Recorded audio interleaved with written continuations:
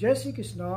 Birth chart में अर्थात जो आपकी जन्म कुंडली होती है उसका नवा भाव आपके भाग्य का प्रतिनिधित्व करता है। यह भाव जितना मजबूत होगा उतना ही आपका भाग्य अच्छा काम करेगा।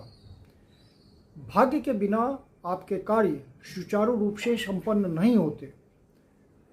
हर कार्य में बाधा आएगी यदि आपका भाग्य सबल नहीं होगा।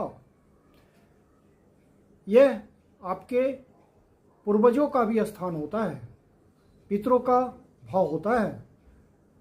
यदि इस भाव में बेनिफिक ग्रह अर्थात शुभ ग्रह पड़े हुए हों,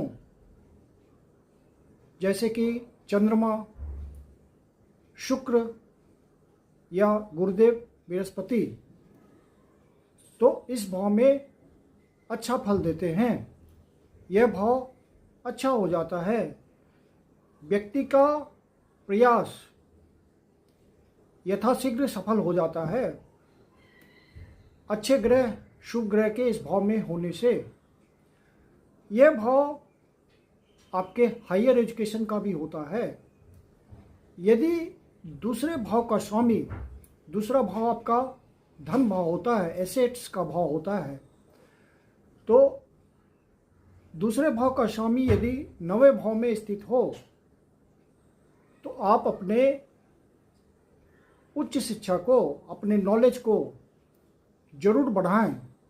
इससे आपके धन में वृद्धि होगी। फिर 11वें भाव का स्वामी यदि 9वें भाव में स्थित हो तो आपको भाग्य से ज़्यादा इनकम की प्राप्ति होगी।